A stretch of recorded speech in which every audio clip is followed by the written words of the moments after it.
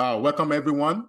This is another episode of our investor webinar. Every 2 weeks, we normally do an educational webinar. And once in a while, when we have a deal, we bring in an investment opportunity. And we only bring investment opportunity that we believe in and also that I'm personally invested in. In fact, I just signed my document yesterday just to test the system out, make sure that all the system is working properly. So I always put my money where my mouth is, right? So we recently closed on a 405 unit called the Ridley, which is in Houston. And looking at the way the economy is right now and the market is, we believe it's better to focus on this kind of a primary market, or at least very close to those primary markets where your analysis is more likely to be stable. And also, you're going to also get a little bit of more appreciation. So that's one of the reasons why we're focusing on Houston. Also, since we already have a team, multiple team in Houston, currently we have partnership with banks, fellow syndicators like Wayne, Raj, George, obviously. And so we believe that this is a better choice right now than my local market. So this opportunity is a 128 unit in Houston, Texas. So we have to do the disclosure that this is for informational purpose only. And before you invest, we advise you to read the PPM, talk to your CPA, and talk to your lawyers, right? Before you make any investment. This is also is a 506C opportunity, which means you have to be an accredited investor before you invest in this deal. So just make sure that you have you make $200,000 in 2 years in a row, and you're more likely to make the same amount of money next year or this year. Also, you can also be an accredited investor by having $1 million in asset, excluding your primary home. So that's one of those ways. Anything else I missed, Wayne, on the accreditation? Nope, not at all. And we can make it easy for those that do not have a accredited letter. Verifyinvestor.com is a great resource.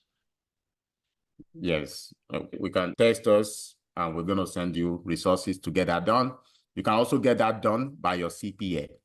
So those are the ways to do it. Why do we like this deal? I'm going to start with a few points, and we're going to go back and forth. If you have any question, please type it in the chat, and then we're going to take your questions and answer every one of them. So number one, we like to go for deals, right, that have a little bit of a discount to them, okay? So this deal was appraised in 2023, and even at that time, when things are very tough in the real estate market, so we're able to get a purchase price below the appraised value, so that we know that we're entering into this deal with equity.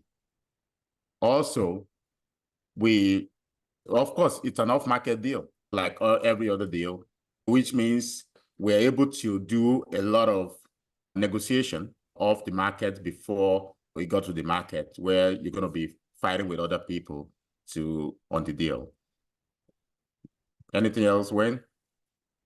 No, we to add on to that, in February, we found out about this opportunity, and it came out about 13.5 million with the seller, and we were able to bring it down to 11.8 million. So when you talk about negotiation and going direct to seller, those discussions can happen because you're not having a bidding war where you're, pretty much the highest bidder is getting awarded the contract. Yes, also give you more time also to work the deal. Oftentimes when you see the deal on the market, by the time, 1 month time, somebody's already taking the deal. So it's usually, and the reason why they go for us is usually based on relationship, and also the fact that they know that we can close, because otherwise they will have just, send it to the market. Another thing is the nearest property, the nearest multifamily in this area is about 1.5 miles away. So that decreases the competition that you're going to be seeing about in this. And this is one of the selling points, apart from the loan, which we're going to talk about later. So this is loan assumption deal. So it's a 3.85 deal. The seller has about 10 years of that fixed debt at 3.82%. So this was a perfect time for them to sell when there's about 5 years left on it. And that also gives us 5 years to carry out our investment plan and be able to also exit. And you all know about the interest rate environment that we're in. We do have the deal currently that we have 8% on, and that is the toughest deal right now for us to turn over because all your cash flow is just going straight to paying the debt. So if you can get an opportunity with low interest rate, at least that you can weather the storm in terms of cash flow. And all you just have to do is wait for the market to turn over. So everything goes in cycle. If you can exit in 3 years, wait for a few more years. And as long as you have enough time on that debt, you're golden. So that's one of the main reasons why I love this deal too. So obviously I know you're going to hear this a lot. Like, this is not an ordinary multifamily deal, but really I truly believe, because we just closed on one, literally middle of June, and I normally will not just jump on another deal if it is not very convincing. And I feel like the risk is very de-risked in terms of, we're going to talk about it, like how much stuff have to be done to execute our business plan. Many of these deals that we're doing, it's all about raise the rent by huge amounts of 200, 300, but we don't even need so here. And I know this is a little bit backward, so I'm going to introduce myself a little bit. So I'm a founder and CEO of Dr. BDZ Capital, for those that doesn't know me. And I've been investing in multifamily for over 10 years now. And my journey actually started as a teenager in Toronto, Canada, where we do reassignment homes. And then, of course, I went to medical school. So you've got to focus on your school at the time. But in residency, I started investing as limited partner with my moonlight money. And then in fellowship, I even started investing. And those are good times when you can invest with 10,000, 15,000 minimum. Now it's like 50,000, 100,000. It's a lot more now, difficult to invest. And I did well. Those are good times to invest. And so I was encouraged. Immediately after my fellowship, I tried my hand in ownership. So I bought my first 8 units. And since then, we've had over 62 units of my own. And then we've accumulated over 1,800 units in syndications that we're involved in. We have about 169 million in assets that we are involved in currently. And those include self-storages. Actually, we have it on the next slide. Multifamily, after that, the next one. So if you look at this list of our portfolio, so it includes luxury senior living. We have both storage, self-storages, warehouses. So we're diversified. We believe in diversification. We also do oil and gas. But the majority is multifamily. And so I highlighted 2 deals that we have in Houston. We have a self-storage in Pearland, Texas since 2022. We're getting close to trying to exit that one now. And then we have the one that we just closed, the 405 units in Houston. If you see, our portfolio is mostly in Arkansas and Oklahoma, a little bit of some in Missouri and Kansas, but we're trying to focus on the Texas market a little bit more now. So just a little bit of self-promotion here. So I was involved in writing a book recently, me and George, and we wrote a chapter each. And it's actually #1 bestseller in 27 categories. And that was quite interesting. If you want to get a copy, learn about my background. And it was a fun thing to do. And so That's just something if you want to grab a copy. And then next. So, like I said, we partner, we do a deal of our own, and also we partner with best-in-class operator and another operator on this deal. Many people, most of our investors should already know Raj. Dr. Raj is an oncologist. He lives in Houston, and he's been on many of our syndication. He actually started the CRM that we use. So he's very good with automations and things like that. So he's also been involved in 2,000 apartment units. So he's an experienced syndicator also. So just wanted to highlight him. And then we have Wayne. So, Wayne, I've been following him for a while, but we finally got an opportunity to do a deal together now. So he's at 37 million asset under management. And for him, it's very important because he's on even more congregated in Texas. He's going to talk more about that so that I feel confident as a managing principal that is going to be a good operator based on looking at his other deals that he has, the deal that he has done, and the performance of his current deals. So he's also former U.S. Marine. There's something to be said for that some form of integrity, Boy Scout, Eagle Scout. So I do favor people like that in general, that they have work ethics, which means if they say something is going to be done, it's going to be done. So that's one of the most important things to me in partnership. You need the track record, and you need ethics and integrity. And that's what it is. So I'm going to give it to Wayne. He's going to talk more about this because he's closer to Houston. He's been checking on this almost every week. Go ahead, Wayne. Hey, thank you, Dr. Fasanya. I appreciate the opportunity to be on and share this opportunity with everybody. A little bit more about myself is my whole background after the Marine Corps. I got out of the Marine Corps in 2007, so 2003 to 2007. Feels like a whole nother life ago. I live by the not as lean, not as mean, but still a Marine. But my whole career has been commercial real estate. I am full-time dedicated at CREI Partners. This is what brings food to our family and wealth for our investors and to ourselves. And that's an important aspect, for us, is that we are fully engaged and hands-on. We succeed when you succeed. Some 3 properties that I have in Houston are Majestic Apartments. We bought that in October of 2023. Vanderbilt Lodge and then Ivy at the Galleria were both purchased in 2022.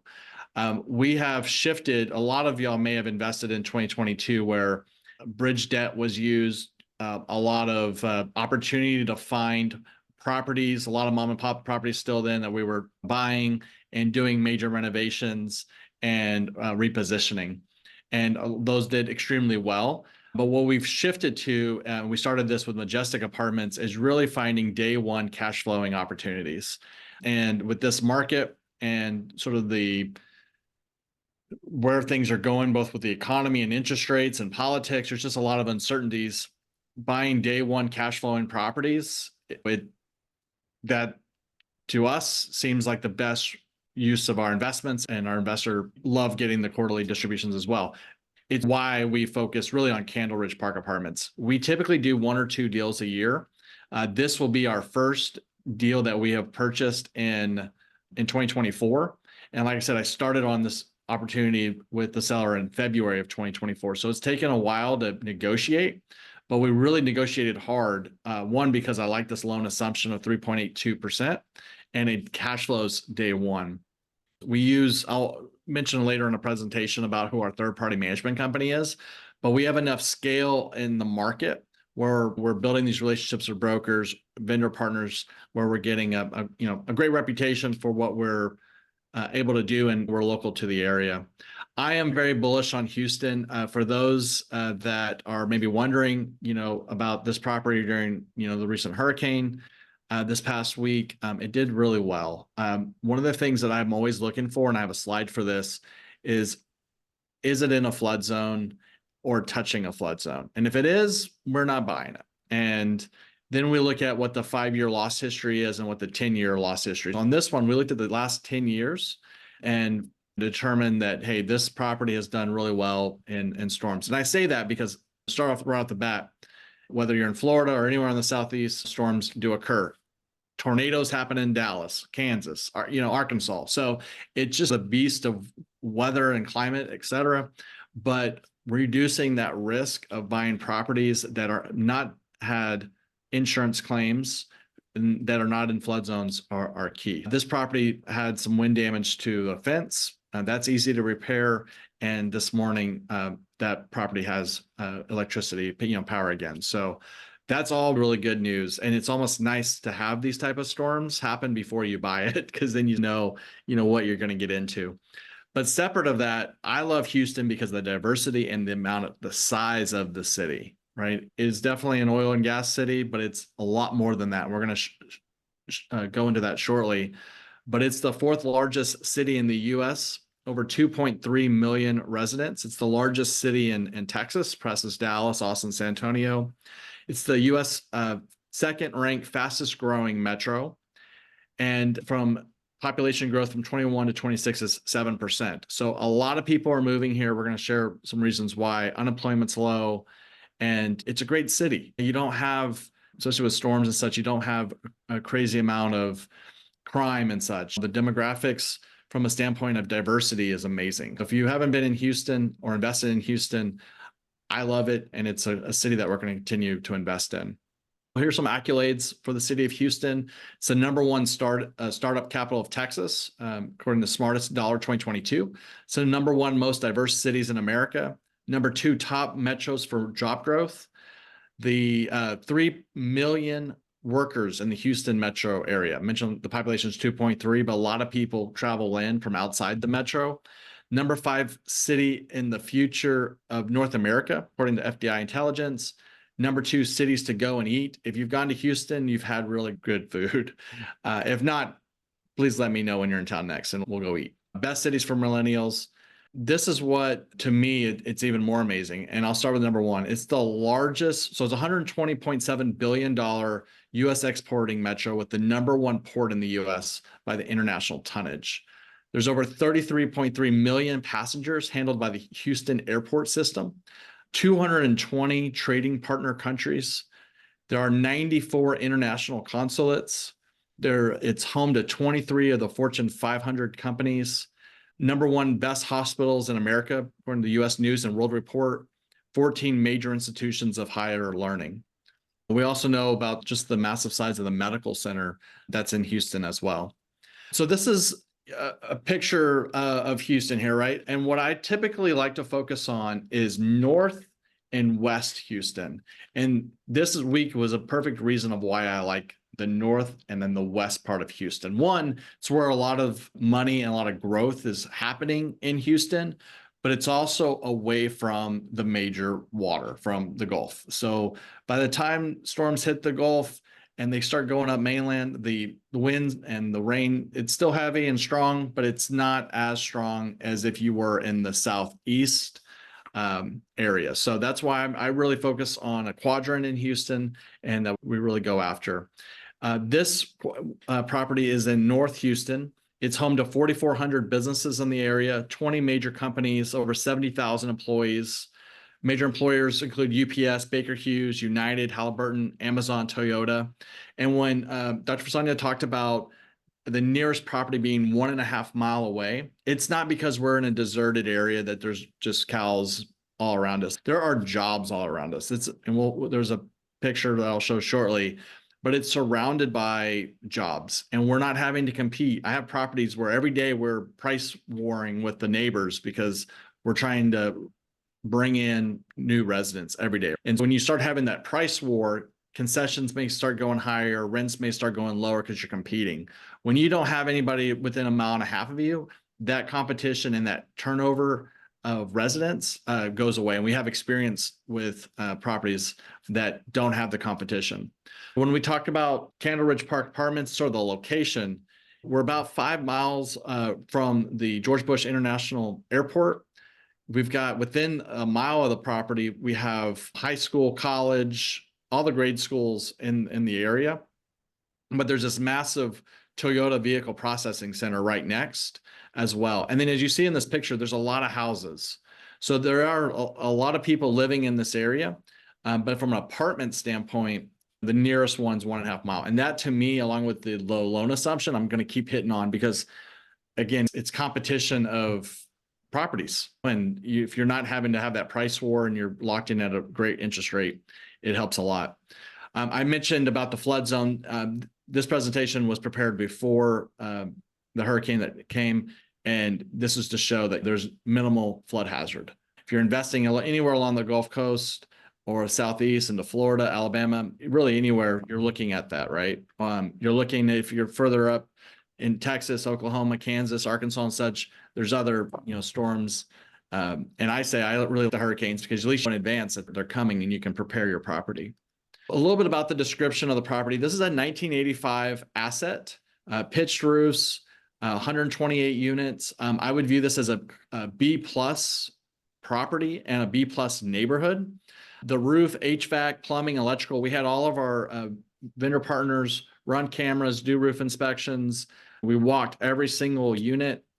There are items that have capital needs, but nothing has to be done day one. I found out the boiler was just recently replaced about 3 weeks ago. That's fantastic. That was part of our capital plan, which no longer needs to be done.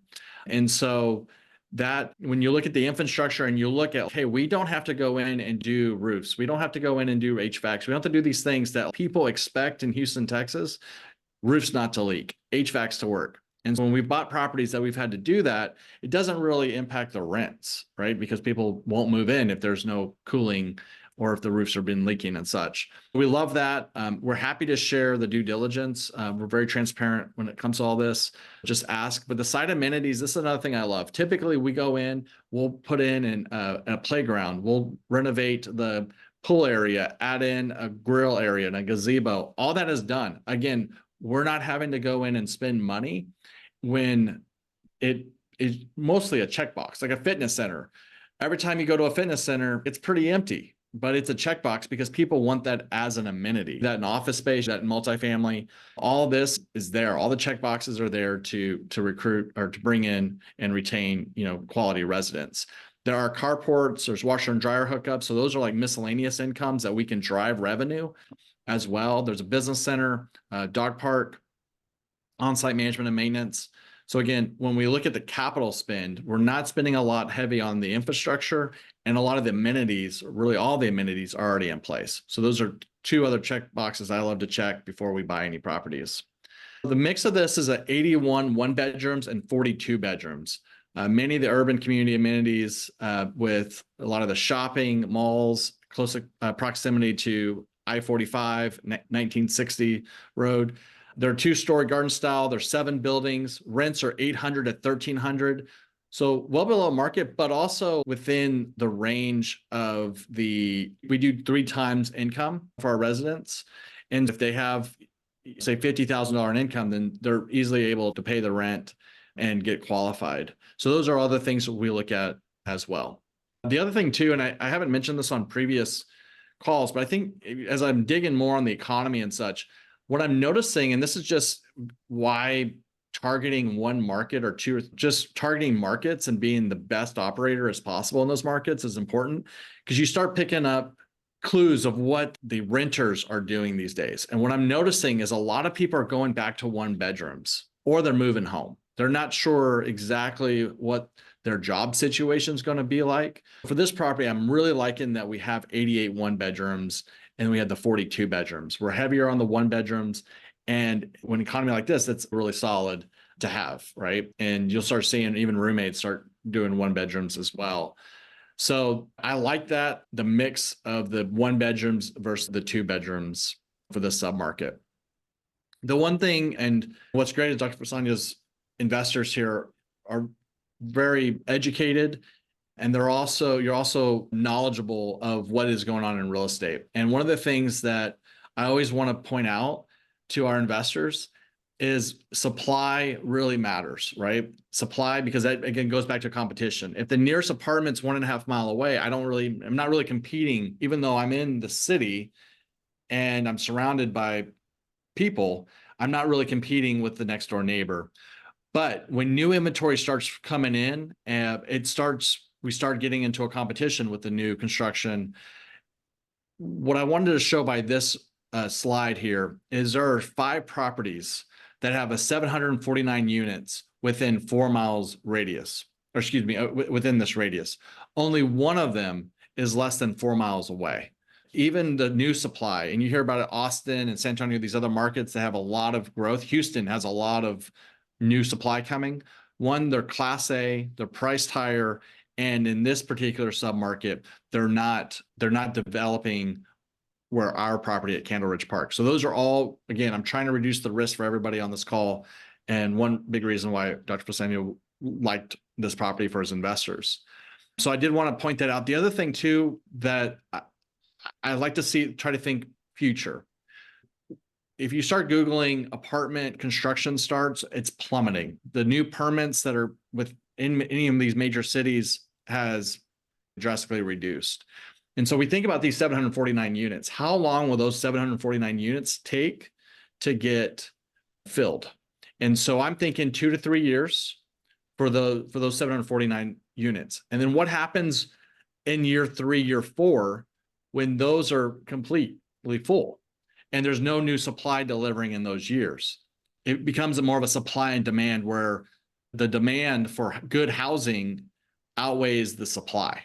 And so what we're going to see is this market shift. And that's really going to be a fantastic, I'm not underwriting that in this model, but I really believe that future rent growths are going to be a lot more dramatic than what we're anticipating in our pro forma. And so obviously that increases NOI and increases value of properties. We actually just had a webinar recently about what we think about the supply. That's exactly what we thought also, that when we look at how much permits are being granted, right, even applied for, last year was almost very little or none. And this year too, we've seen low level of permits, which means all the ones that were built, that started building in 2022, like they're going to complete them. And then it's going to be oversupply in the next 2 to 3 years. And then after that, there's nothing for for another few years, unless they find a way to start building proper apartment complex in 1 year. Yeah. And honestly, that's why I'm buying now. Think about all the people that ran away from investing, because most people they're not buying, and it's great opportunities for us. And this slide really points that picture. We're buying this property for $92,000 a door, a 1985, and a great asset with strong rental income, with great occupancy, low capital improvements. And you look at the median over the last few years, $130,000 a door. If 2 years ago, if they would have sold this, I have no doubt, because I bought properties that were in the 70s for 120 a door. And so in a 1985 in a great location like this at 130 a door, and that's just median, average was 162,000. And so these are the times where people really grow wealth. Now we're going to be conservative and we're going to go through that underwriting, but there's a potential huge opportunity from what we're projecting, just from a standpoint of the sale information. And we're hearing every day it's a little different, but I think inflation today was at 3%. So it's going down, with the potential of September possibly having our first rate cut. Once that starts happening, the liquidity and the money that's waiting is just going to really spur economic growth. And then we're going to get back into the frenzy of these apartment buying. So right now, again, it's a great time to buy. 92,000 a door for a 1985 assets. Insane. So here's a few slides on the comps, and I only have a few more slides here, and then we'll definitely go to Q&A. Definitely please put Q&A in the chat. We'll spend as much time to go through questions. So when we were buying properties a few years ago, the deep value add, the ones that we couldn't get agency debt because the rents were so low and the values were on a higher basis to compete, we wanted to see a graph where the rents are much lower and the competition had much higher rents.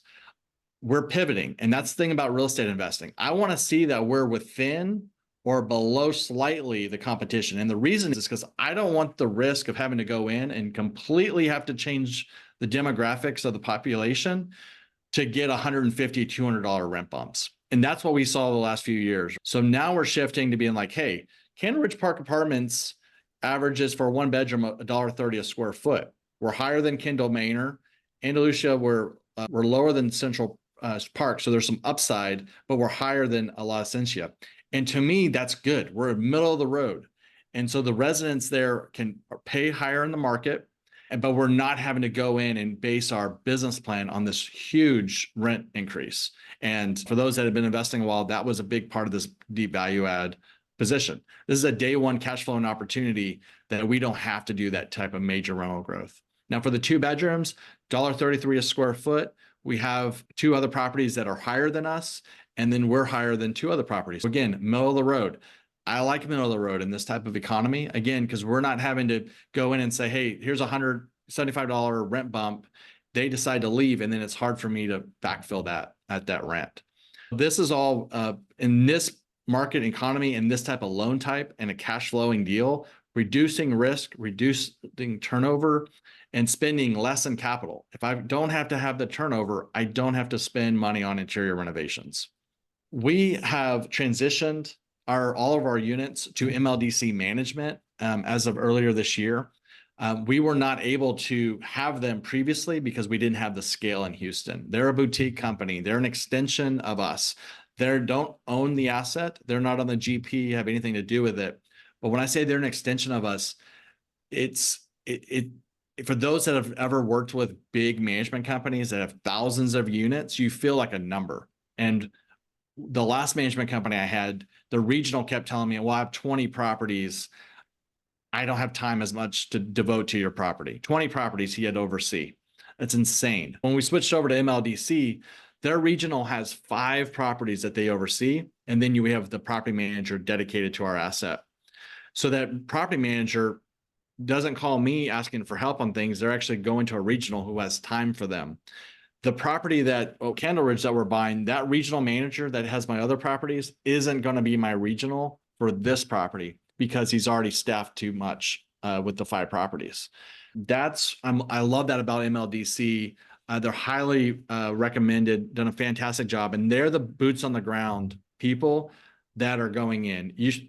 We have weekly reports, and I'm happy to be transparent and show all this, showing the amount of residents they deny. It's not about getting people in the door and getting them leased if they can't pay rent, and then you have an eviction process. Having a management company who rather turn away people than bring in the wrong people is the right strategy, especially in this economy right now. So I feel very confident that we have the best management company in Houston. I do not self-manage, and there's many reasons for that. One is staffing. If someone's on vacation or a major event like a storm or something happens, there's only a few of us and not enough to focus on the assets. When you have a management company, they're large enough where they're able to divide and conquer and be there when you can't be.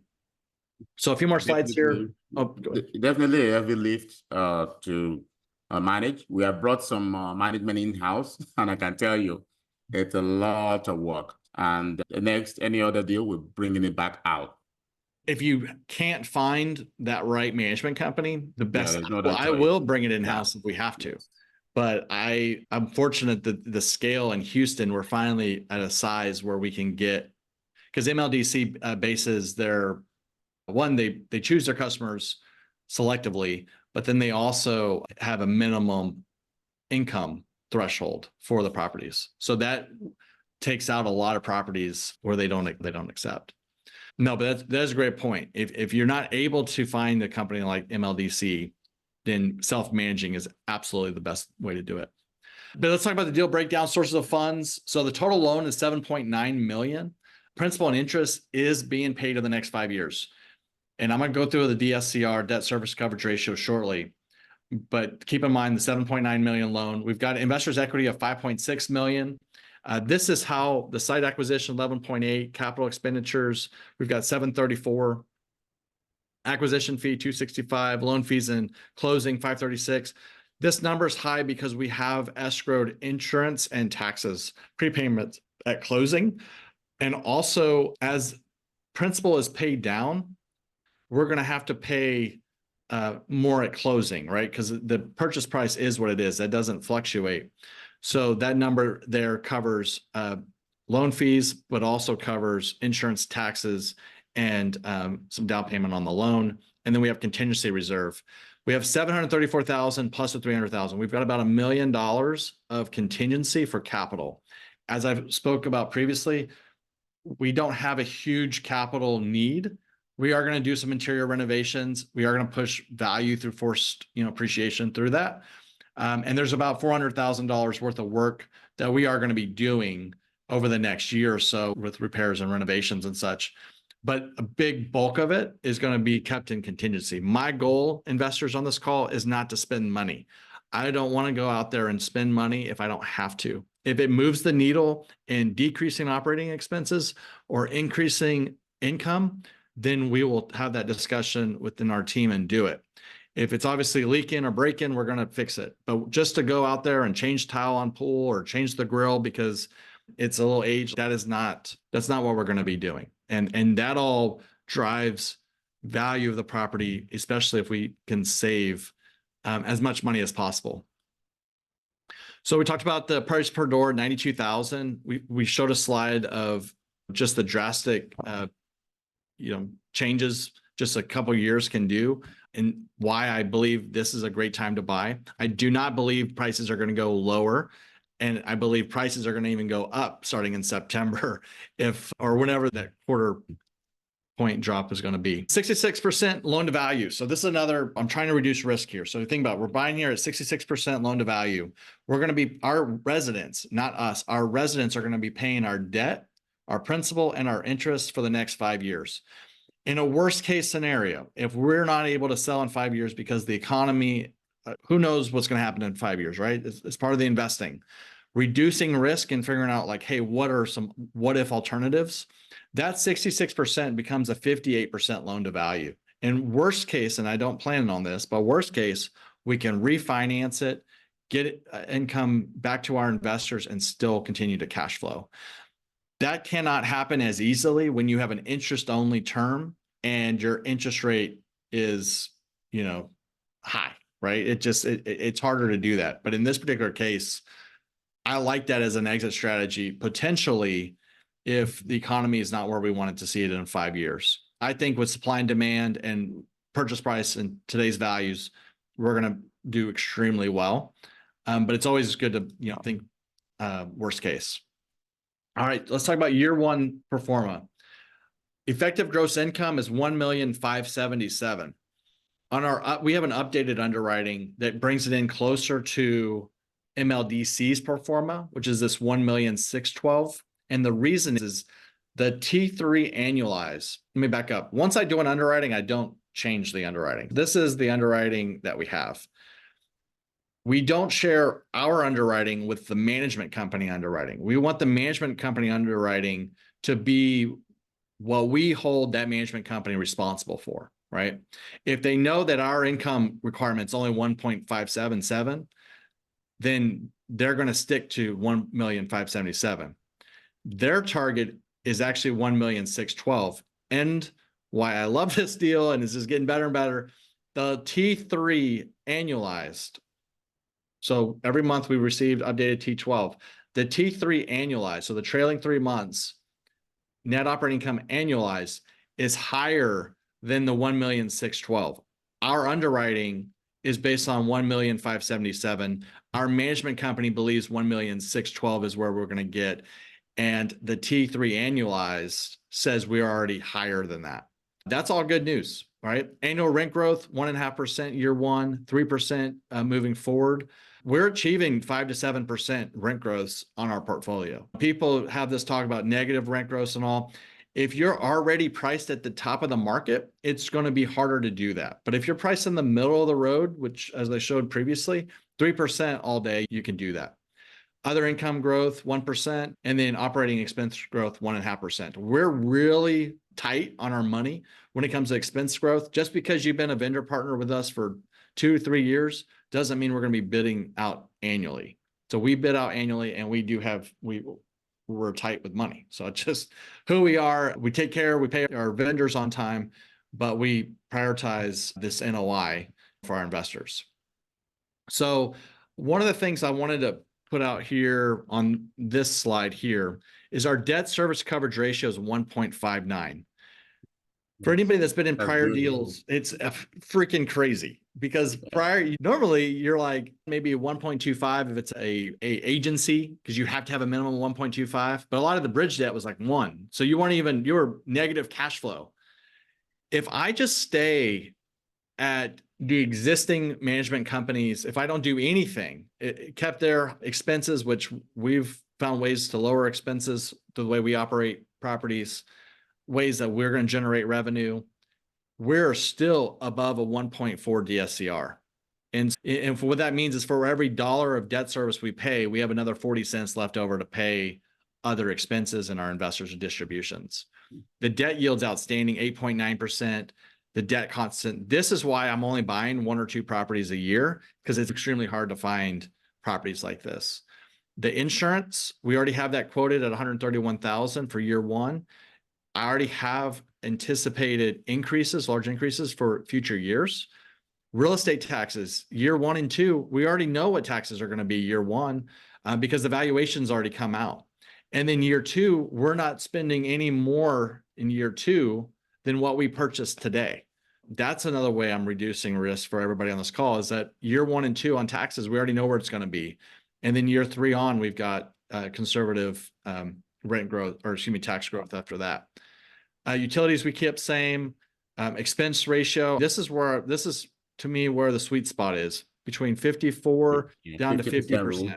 That's where I want to be. I'll pause there, Dr. Fasanya, if you have anything more to add. No, I just say for the 50% rule, even to quickly analyze any deal, what you want to do is quickly use the 50% for the expenses.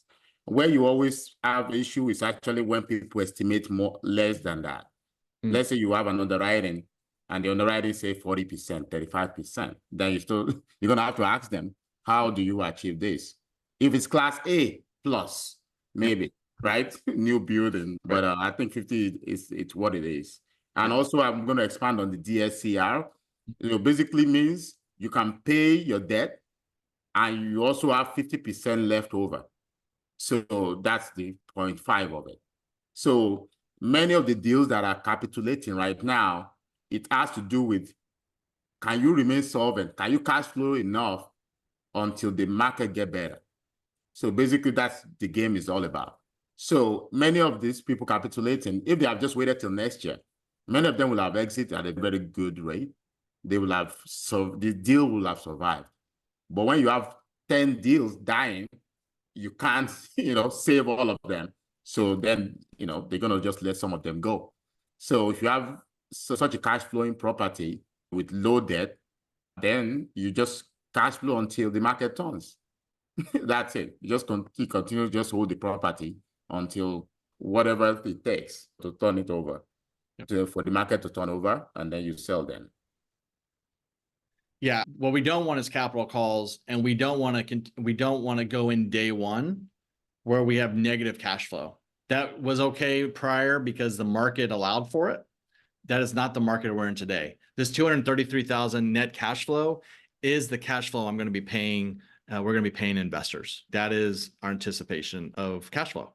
And if cash flow, pretty much our income would have to be substantially lower for any of this to have major risk of capital call. We would have to, there's such a huge margin of, I don't want to say error, but there's just a huge amount of margin of safety, I guess. Safety, thank you. There's a huge amount of safety. And that's when I really want people to get off on this call and be like, hey, this is not a deal where I'm going to go in and a lot of things have to change for it to cash flow and to get distributions.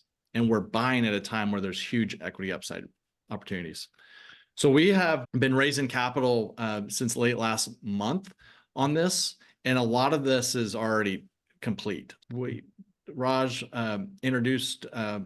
Fasanya, and I have been following him for a while as well, and we hit it off, and grateful for him bringing you as the investor in as well. But there is truly a scarcity in this deal because a lot of this is already done. For example, Class A, we had $250,000, we had a $500,000 total Class A, preferred return 10%. That's already been complete. So there's no Class A left. Class B, the way I set this up was my goal is to make you and Dr. Fasanya as much money as possible in hopes that y'all partner and continue growing together with our company. And so with Class B, how I did it was anybody between 100,000 plus investment, and that could be a 500,000, whatever that investment is, 100,000 plus is an 80-20 split. So the LP, the limited partner, will have an 80% pro rata share of the asset when it comes time to sell, and then a preferred return of 8%. The way the preferred return works is if you're not able to get that 8% year one, then it accrues into future years until it's paid before the general partners gets paid. This is the type of structure I like. A lot of sponsors are changing it where it's just a waterfall, 60-40, no pref. And most recently I saw a pitch deck came my way and was truly a 50-50 split. I was like, wow. My point is that we're not trying to be greedy here. We want investors to succeed so that way they continue growing and referring friends. That's where I love Class B. Class C is a 7% pref, $50,000 to $100,000 minimum at a 75-25 split. And we have some examples here. I'm going to skip over to this one because this one's already full. But the Class B, so say you put in $100,000 year one, we anticipate year one cash flow to be 4%. So about 4,000 year one, year two, 5,560, year three. So the cash on cash increases, but your preferred return stays the same. So your accrued amount continues. And then at year five, when we sell, you'll have the equity upside plus any missed accrued returns from the past 5 years. All right. And with this piece, there are a lot of opportunities for us to grow income even further than what we anticipate. I always want to sleep at night and not feel like I'm pissing anybody off. And so I feel very good about these numbers. I feel good that the projected IRR is 16% and the LP equity multiple is at 2.01. I anticipate and I hope it would be a lot more, but it's pretty dang good. We learn our lessons, we delivered along the years. So, yes, if you've been in this industry long enough, you've got at least one property that's aged at 10 to 15 years. We love this for our investors because we feel good about it. We're already achieving it day one when we buy this property. For the Class C, the $50,000 investor, similar cash on cash, 4%, 5.56, and further, this will be a capital event of $79,413. So when you add both of that, you're looking at a 1.92 equity multiple and a 15% IRR. We typically want to target anything. I'm happy, honestly, between 12 to 15% IRR. I get really excited of anything over 15%. So 15 to 16% is in sweet spot. Anybody that's doing 20% plus, I don't know. You might just double check their underwriting. Sensitivity analysis, Class B. So who knows where cap rates are going to be a few years from now? Today, it's about a 6 cap in the market. We're buying this property at a 6.2 cap. But the exit cap, I did 5.75. And this is just my methodology. We can have the discussion. Nobody really knows. But if today's cap rate and interest rates are around 6%, and we feel, and I'm going to say we as in me, I feel that in the next 5 years, we'll have at least one 25 basis point rate drop, then we're around that 5.75 cap rate, and we'll be around that interest rate as well, the 10-year treasury. So that's where I feel good at a 5.75, but I want to show the sensitivity analysis because maybe it's a 6% cap rate, still a 1.9 equity multiple and a 14%, 14.8% IRR, 6.25 cap, it's a 1.8 equity multiple, 13.6. It's still really good. When you look at the average returns, you're still getting a 15 to 20% average annual return. On the Class C, again, if you're at a 6 cap, you're at a 1.8, 6.25, 1.7. But what if it goes down? Maybe if we're expecting 6 or 7, they talk about 200 basis points drop in the next year. I don't know how plausible that is, but we could get down to the low 5s again. And if we're doing that, Then on Class B, we're at almost a 2.5 equity multiple. So who knows what the future is? Let's just live in the moment. And the moment I live in is today's interest rate and cap rate and where I see the next 5 years. And the next 5 years, I believe there's at least one 25 basis point drop. That's why I did 5.7. America is going to be in trouble if we don't see. We're not. at least We few have to stay drops, competitive right? with the world, but who knows what's going to happen with that? But I think at least 125 basis points will happen in 5 years, and so I'll live on that dagger for the 5.75. So here's the the Candleridge Park investment timeline. We signed it in March. The LOI, April, the PSA was signed. We did our due diligence in July, and we're now moving forward with our investment capital. We really only have, so of the 5.6 million, there's only a couple million left. And that's between four syndicators. So it's going to go very quick. And please get with Dr. Fasanya if you're interested on this. We're actually thinking of closing at the end of the month as a possibility, right? I forgot to put that. I put middle of next month. Our closing day right now is July 30th. Yeah. And that's what we're targeting. August 15th is the outlier worst case closing date. Yeah, we have enough, all the money to close. We're going to close, obviously, anytime from now. Okay, thanks, Wayne. So if you want to reach out to me, many of you are in my investment group on WhatsApp. Can text me directly. You can call me. There's many people who are going to call me, so yeah, I may not be able to take it tonight, but at least text me. You can go on the portal directly, and you will see the investment is ready. You can just click it, and then we'll send you, upload your accredited letter. That's the most important part right now. That might take you a few days, or you can email me. And yeah, so that's about it. We have a few questions, so let's just knock them down. Number one said, given Wayne's comment about the rent range being below market, are there any plan to increase rent in the near future? So obviously, we will increase rent, but the underwriting is in such a way that we don't have to increase the rent by so much. Yeah. Part of what killed many deals is people who have 500, 300, a huge rent bump that you need. But to get that rent bump, you have to fix the property completely. You have to gut it. And then you can spend $10,000, $12,000 doing that. And that's why we are not doing deep value add anymore, personally. It's not in this market. So we go for light value add. So yes, there's going to be rent increase and about $40, rent increase. Not many people are going to move because of that. Yeah. I wanted to show on this slide here, and thank you for bringing that question. I skipped over that, and I think that's an important part. MLDC management did their year one pro forma, and I mentioned that their pro forma was higher than ours.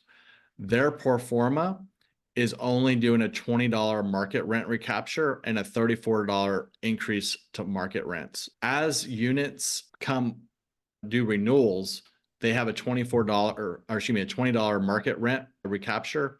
And then for any new ones, we'll have a $34 increase on top of that. So you'll see about a $54. So we're not doing huge rental increases.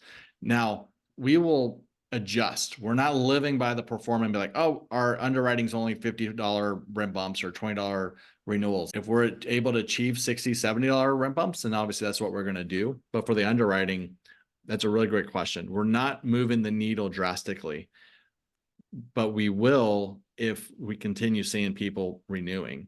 And I think this goes to the next question. Won't the one-bedroom units lead to a higher turnover of tenants? We don't typically see that where we have a huge turnover on one bedrooms. For this demographic, and this is, when I say demographic, it's a blue collar workforce housing. There is not I've been there multiple times. And for those that know Dr. Raj, been there multiple times. Dr. Fasanya's partners have been there as well.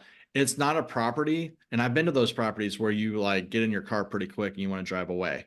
I'm there day and night, and it feels like a safe property. When you walk the units, people lived in. They live in these units. They don't have blow up air mattresses. It doesn't feel like they're a temporary spot. And when they don't pay rent, they're going to be jetting out. And so there's going to be turnover, and we anticipate turnover. In fact, 60 units, this is typically what we would see, about half units turn over every year, and that's normal. So that's how they've underwritten it, these 5 unit per month. But that's apartment statistics. But now we don't see 1 bedroom, 2 bedrooms. I'm actually starting to see where the 2 bedrooms are starting to leave more, because during COVID, people wanted the 2 bedrooms, but now it's starting to reverse a little bit. So it's going to ebb and flow a little bit, but that's a great question. The minimalist lifestyle in the city. For sure. You And know. then 2, the 1 bedrooms with the nearest property 1.5 mile. If your work is that Toyota distribution center or the Amazon fulfillment center or the Lone Star College or even the George Bush International Airport, there's not a lot of options, which is one thing I like about this property. Did the property get flooded with the recent hurricane? It did not. And I'm very fortunate we do the due diligence that we do on our properties. We never buy into a flood zone, nor do we ever touch, like if it's bordering a flood zone, where we don't buy. And then on this property, we looked at the last 10 years of history and no loss history to the insurance. So that's Harvey, Ike. And then I checked in this week on the property. They did lose power. The power was restored this morning. Over 3 million people lost power in Houston. So that was taken care of this morning, which is great news. The fence had wind damage and they're replacing the fence, and one of the trees uprooted a little bit. No property damage and no flooding. And this is good because the current owner are actually fixing it. We don't know if we're going to get flood, of course, when we have it too, but at least for this one, they are responsible for fixing it. Yep. Yeah, that's right now. And that's where the reserves come into play. And obviously, if it's something drastic happens, that's why we have the insurance. Recent news that home sales drop in Houston. Any effect on rental market? Why is the current owner selling? And what is the current occupancy? I guess you can start with the current occupancy. Is it ones? This is awesome. And exit options. Boom. Everything we need to meet. You're awesome. Great questions. All right. I'm going to start with the last one, exit options. So the it's a 5-year fixed rate loan. September 2029, that loan expires. That's very normal in multifamily. Typically, it's a 30-year amortization, and your typical loan has a balloon payment in year 5 or year 7. In this case, there's 5 full years and it balloons. We anticipate, I never will wait till year 5 to start selling the property. We will start looking at once every year. We'll have our broker give us a broker of opinion value. Every property's for sale day 1. Okay. For us, like it's property, there's no emotions to it. If we can get y'all a hell of a lot of money, that's what we're going to do. But typically in year 4, we'll start looking we'll start having more serious conversations with our preferred brokers and start having those conversations. They go out to people like me, and potentially we do a deal in year 4 to year 5. If we start getting into year 5 and we're not happy with the sales price, as I mentioned, the residents that are going to be paying the debt, interest, and principal. So the 66% loan to value turns into 58% loan to value at the end of year 5. So in a worst case scenario, we can refinance this, get investor capital, a good portion of their capital back, and then continue cash flowing and hold on the asset. So that's a worst case scenario, but please don't, a 5-year, that's a normal hold period for us. So the current owner is selling for a couple of reasons. One, most people in multifamily want to see some type of transaction every 5 years. I think we start anything over 5 years, it seems a lot longer. There are assets that we would want to hold on for many years and we'll refinance them, et cetera. But if the business plan was to sell in 5 years, think of it like this. In 5 years, you're going to be wondering where your money is, because I'm telling you in 5 years, we're going to close. So they're in a similar situation with their investors. The other thing too, is I truly believe they've ran out of money for capital. I don't think they have monies to continue supporting the property for future interior renovations. And why? Because I'm noticing deficiencies, easy fixes. But when you start seeing some siding that's starting to deteriorate, or some of the the grounds. It's just, it doesn't look like they have the money to continue operating. They've done a good job. Equity is a group out of San Antonio. They're a solid group, and they've, in my opinion, managed it well, but I don't feel like they have the money to sustain for another 5 years. The other thing, this is the time to sell with this 3.82% with 5 years left. So that's, Yeah. If you have, let's say they do 8 years or even 7 years and they have 3 years left, no one will buy it. That loan, it's not going to be attractive to say, oh, 3.85, but I have 2 or 3 years left. So that is perfect. 5 years, then give it to somebody else to do the next 5 years. right. And we never, so the T12, a lot of people will underwrite based off the T12 of the prior owner. And I don't really, I look at the T12 from a standpoint of, oh, the revenue it's tying to where we're projecting. But I have there's probably trust issues I've got. At the end of the day, we underwrite based on our ability and comfort level of expenses, and then where we're going to fill revenue. So what is the occupancy currently right now? 96% is the current occupancy. Okay. That's good. Recent news that home sales and drops in Houston. That is a good news. I'm glad. Home sales and prices need to drop. With interest rates being so high, allows affordability, which no market, my brother and all can't afford a home because interest rates are so high and prices are so high. It's going to drop home sales because people just can't afford it. But that is for people that have a strong credit score, who make good money. And what is good money these days with inflation? Our residents are not people who, one, can get a mortgage or who want to get a mortgage. They meet the criteria from a background standpoint, credit score, and then the income. Those are the things that we're looking for. But to get a loan these days at a high interest rate, you're going to have a certain amount of income. And so that's going to take out a lot of these people. And then you have a lot of people who just don't want to own. So if I'm in a Class A, this is why I don't really I haven't done Class A. I'm possibly going to be developing a Class A, but I haven't bought a Class A. And big part of that reason is because those are the people that can and are capable of buying a home. And then when things start getting tough, they're moving to a Class B where it's more affordable. So hopefully that answered your question. I don't see home sales dropping in Houston have any impact on the occupancy at Candleridge Park Apartments because of our demographic. Also, the new generation, and there were one of our webinars about how there's increase in credit card debt, increase in spending money on fun things like travel and buying more disposable like bags and things like that in the new generation. And also there's less of desire to own a home for some reason.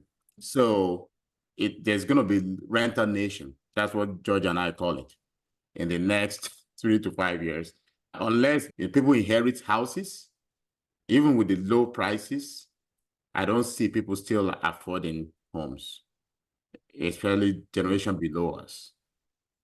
Yeah, it's a bit sad. And even for me, like I've got a 3.25% interest rate on my home. I'm not selling that home ever. So anyway, that helps the rental community, but no, really great questions. So what's the GP co-investment amount in the deal? We have 675,000 amongst the GP members that are invested in the deal. So well over, typically what I like to see is at least 5% of the raise amount.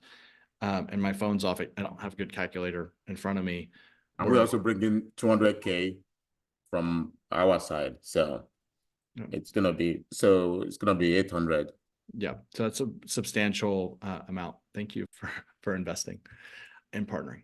So why is the cash and cash? So let's go through that. These are good questions. Really, we're looking at year one. Yeah. So I want to be conservative on the rent growth. This effective gross income is the 1.577. So this is the underwriting. And as I mentioned, I don't change the underwriting. Even if the numbers do get better, I stick to it. And what's that saying? Under promise and over deliver. So the 1,577 is where we're at here. This management pro forma is not at all in our pro forma. That's that 1,612. So obviously it would be a higher than 4% cash on cash. if we're achieving the 1.6. And then when you look at the management fee, that's pretty standard. All the expenses, all this is pretty standard here. And then insurance, this is based on the expenses of where we're feeling like we're going to be. We have the asset management fee and the debt. 4% year one is, I see most deals maybe do 1 or 2% year one. So we at least have that doubled from the multifamily standpoint. And then as we increase rents, we'll start seeing year 2 and year 3. But like year 2, it's 1.7 million. If we're already close to 1.612, this number should be a lot higher. So I think what we need to, from a cash flow investor, there's 2 types of investors, a cash flow and an equity investor. If you're needing the cash flow, this provides good cash flow and provides substantial depreciation too, which we can have that conversation as well. But the equity upside, that's where you'll start seeing the 15 to 20% or higher average annual returns. And happy to go through any of the underwriting as well. Yeah, you're stabilizing the asset. Many don't even distribute 9 months in general, but we're looking at 6 months or less on this. Yeah, my goal is Q1, but we want, Dr. Fasanya and I want to set the expectations month 6. But remember, you have that preferred return, that 8% if you invested at 100,000 would accrue. I think that's all the questions. The last one is the expense growth rate too low given the inflation? Let me go to here. Property management fee. This number here is a percentage of revenue. So this 59,000, that will increase based on, it's a fixed management fee, but that will increase based on revenue. And so that's the carrot for them. General administrative, that's pretty standard. 300 a unit. There's not a whole lot driving this. It's not like a third-party contract services. This is your internet. This is your copier and such. Contract services. This is where it could get a little bit more. But on this call, I mentioned that every year we bid services, and so usually it stays the same. We do our pool maintenance in-house. I know some companies, they third party that. To me, I'm like, the maintenance guy can do that. And really it's landscaping, fire life safety, internet phone lines. Marketing, we put more marketing expense than the prior owner. We're just, in our experience, we put a lot more in Google ads. We don't do like apartments.com and such. We do more Google ads. We've had a lot of success with that. So that's pretty fixed. So I'm not seeing a whole lot that inflation will impact on that. Repairs and maintenance. So this is, payroll. That's what it is. We'll have maybe 1.5%, 2% on payroll. I don't want to get them overly saturated with payroll. I want the carrot for the leasing bonuses. So even if this number were to increase, right? So I'm assuming they're going to hit their performance and stuff, but I also put higher carrots on NOI. And so when they hit that, even if that 158,000 is maybe 165,000 because I paid more in bonuses, but my income is going to be a lot higher, that offsets it. So hopefully that makes sense. And then we have that because we have capital. So to answer your question, I feel good about the 1.5%, just based on a lot of these things aren't really inflation driven. And the ones that are, maybe and such, we'll bid that out and overall find the best. One of the things I want to mention is I never tell our management team to hit targets, 1,577 hit. What I want to see is I want them to hit the NOI, because we've had properties that the income hasn't been exactly where we planned it to be, but our expenses, because we were tight on expenses, it still got us to the bottom NOI that we were targeting. And so that's where it's never going to be exact. That's why we do monthly updates. You'll get monthly financials. You'll get monthly explanations of why things are off base. But it's a great question. It's just where we're feeling like expenses will be over the next few years. Okay. I know we passed the time, and thanks for giving us your attention. So if you have any more questions, email it to us. I'll answer it. And when we can go on a group text if you're really interested. And yeah. So have a great night, and let me know. And you can just go on the portal or text me if interested. Thanks, Wayne, for coming. Thanks, everybody. Appreciate y'all being on. Thanks, I'm putting this next step slide in case anybody needs the link one last time. And everyone that registered, should put your email. We're going to send you the recording. Okay? Take care, guys.